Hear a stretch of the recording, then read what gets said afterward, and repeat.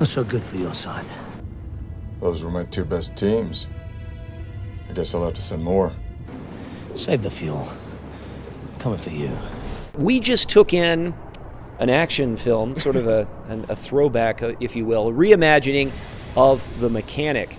This film stars Jason Statham and Ben Foster as, I guess, teacher and student. Yeah. Both Mentor and are apprentice. hitmen.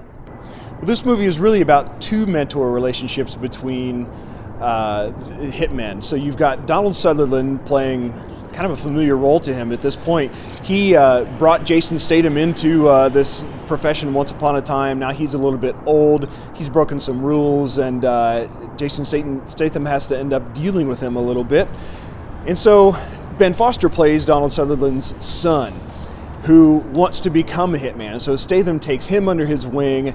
He starts teaching him the craft, and all sorts of interpersonal conflicts arise, and that's all I'll say without giving too much away. But the most important thing about this movie is the body count is high.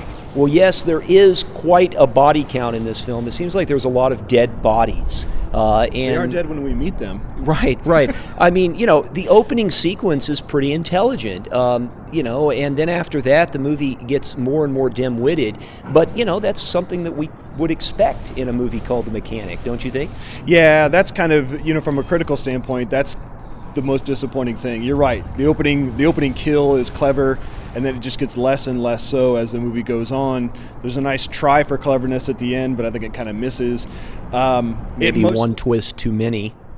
Yeah, exactly. And I don't know. After a while, I got kind of weary of it, didn't you? I did. And this is a movie that induces a lot of unintentional laughs, but they want the audience to be having fun when people's heads explode and when craziness, you shoot people. They don't just shoot you one time. They shoot you. They make sure you're dead in this movie. Double tap, right? Yeah, that's right. Of course, this was a movie in the 1970s. It's sort of a remake. I think they call it a reimagining, if you will, of a movie that was directed by Michael Winner and starred Charles Bronson and Jan Michael Vincent. Believe it or not, he's the Airwolf guy.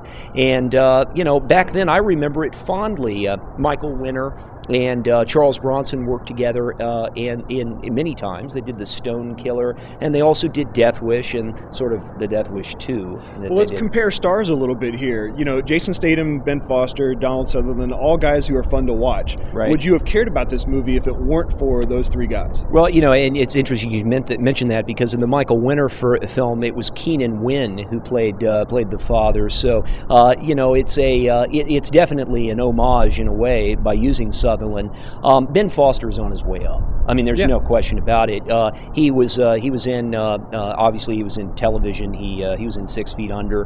Once upon a time he was in something called Liberty Heights, which is actually a good little character piece about growing up in Baltimore.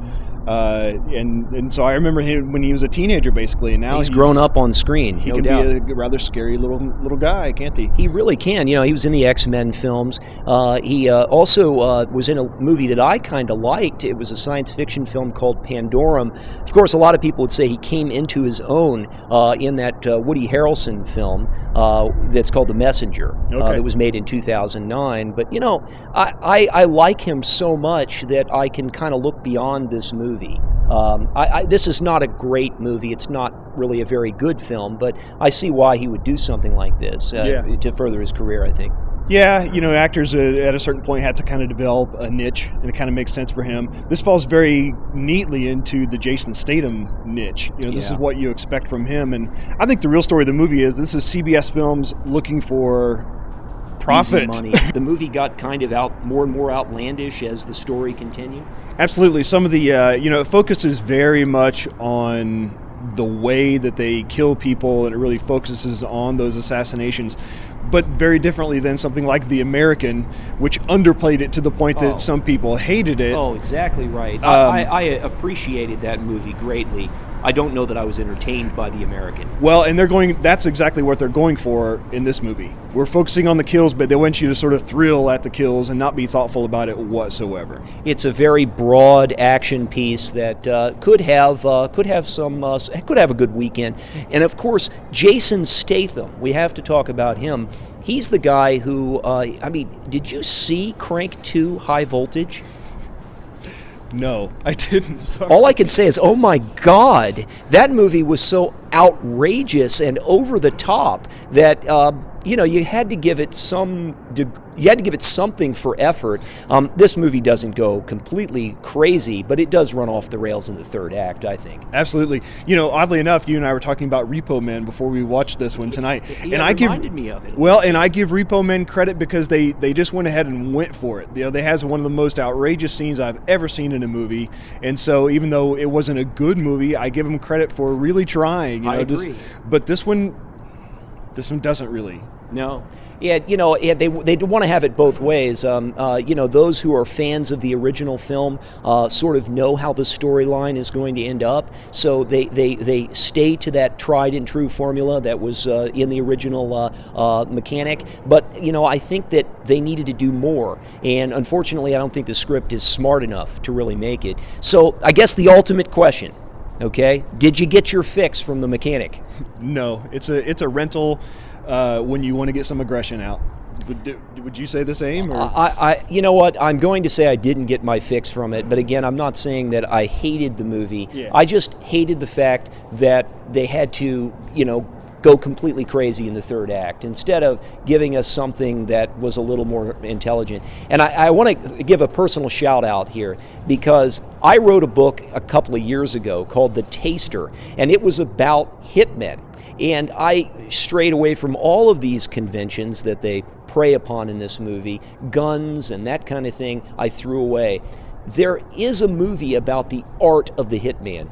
This movie, The Mechanic, just isn't it. Well, I'm Jonathan W. Hickman. I'm Jeff Marker. And thanks for watching another episode of The Film Fix. As always, you can join us on Facebook or on YouTube or on blip.tv or on our new improved website, DailyFilmFix.com, where you can feed your movie addiction.